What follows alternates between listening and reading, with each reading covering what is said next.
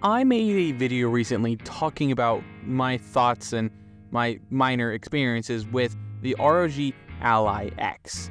And I got a comment on that video basically saying how the Legion Go isn't the real competitor to the Ally X.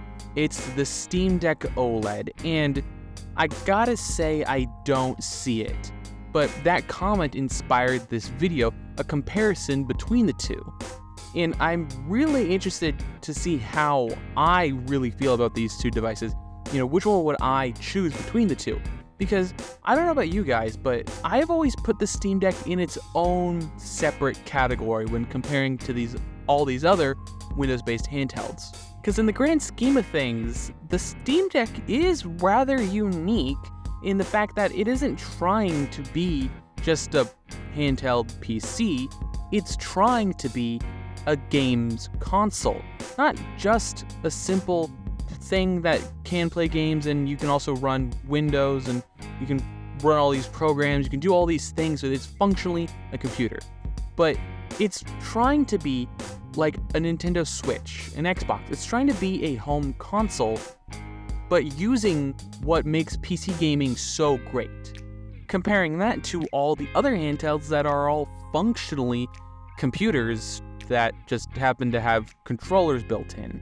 You can even see that in how the Steam Deck is marketed and sold. The traditional way most of these console manufacturers sell their consoles is at a loss, and they make the money back on game sales and digital purchases and whatnot, and all the accessories. And these companies can do that because they're so large and they have this industry behind them that is making games for their consoles. The Steam Deck is very similar in that aspect. Valve is a huge company because Valve also owns Steam, hence the name Steam Deck. The Steam Deck is sold at a loss, and it is intended to make that money up in digital purchases, which I would say does it quite handily. There are some consoles where you might think probably didn't make all that money back, i.e. something like the Wii U, but the Steam Deck has been very successful, and I would argue that it was well worth Valve to sell it for a loss because I believe that they would have made more than enough on the digital sales that the console provided. The other handheld manufacturers, including the ROG Ally X, can't do that. ASUS has to be able to make a profit on these devices.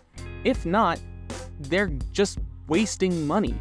They aren't making any money off of any purchases made on the device because it just runs Windows. Unless ASUS all of a sudden started selling games in Armory Crate, I don't really see them ever making money after the initial purchase, outside of maybe repairs, which, as we all know, ASUS quite famously is terrible at.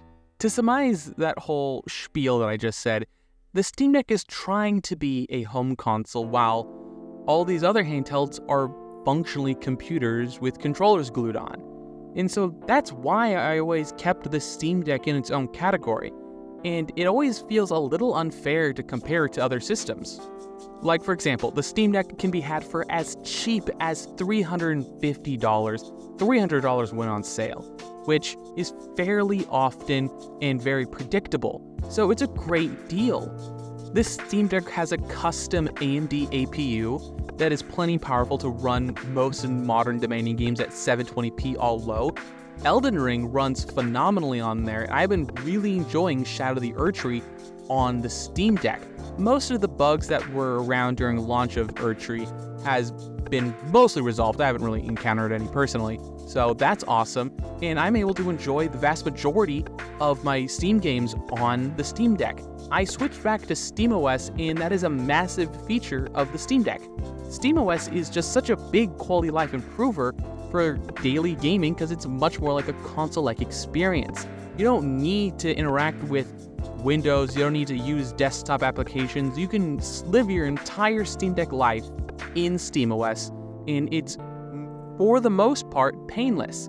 Unless you start wanting to get wacky with it and you want to access Epic Game Store games or trying to get like Minecraft to run on the device, which isn't terribly complicated, just kind of annoying.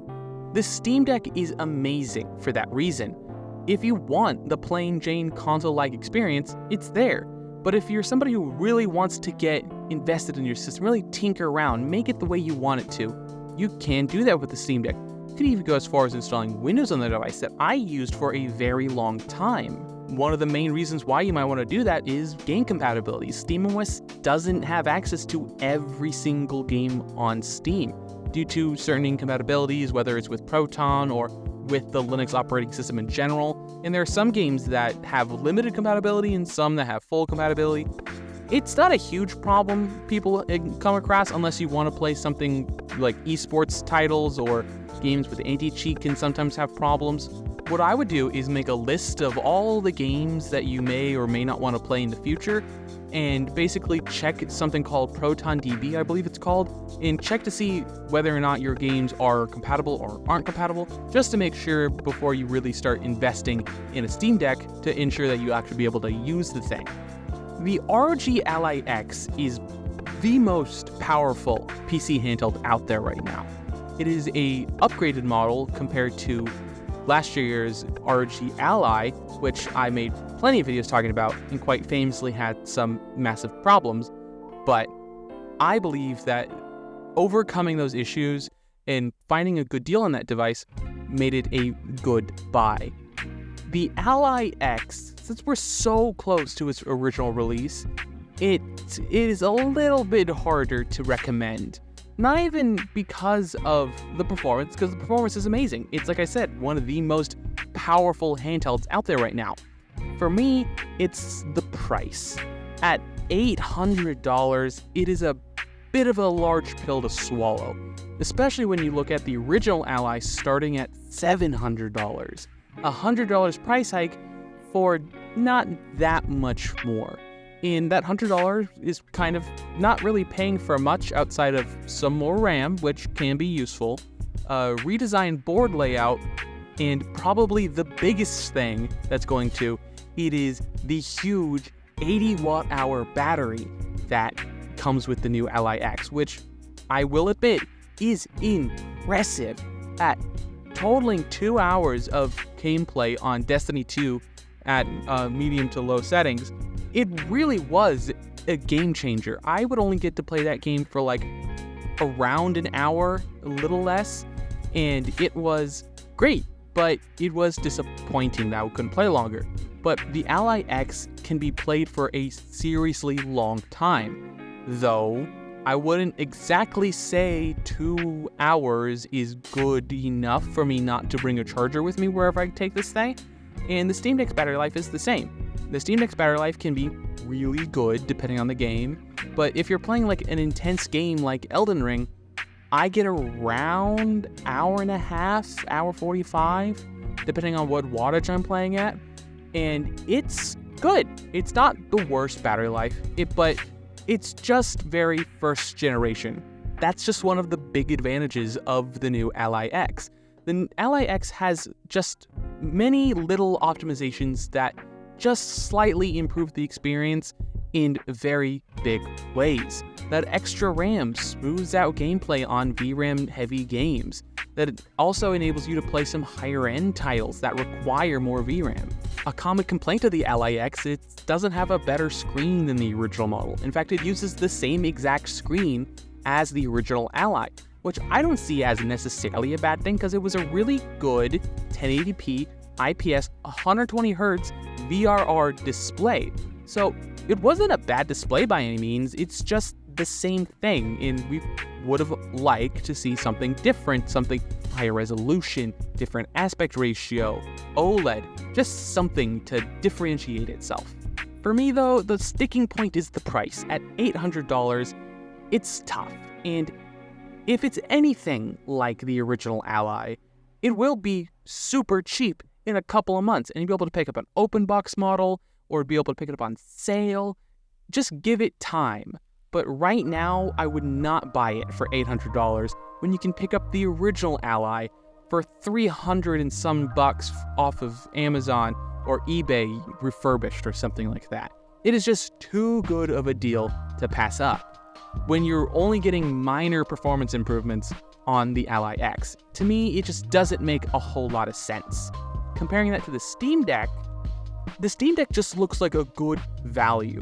Brand new device for $350 that can play most of the same games at decent enough quality at okay battery levels, to me, the Steam Deck just feels like the obvious choice. Because the price, the value, the things it can do, and the experience you'll have, to me, the Steam Deck feels like it's the most ideal solution for the average gamer. I love the Steam Deck OLED. The display is phenomenal.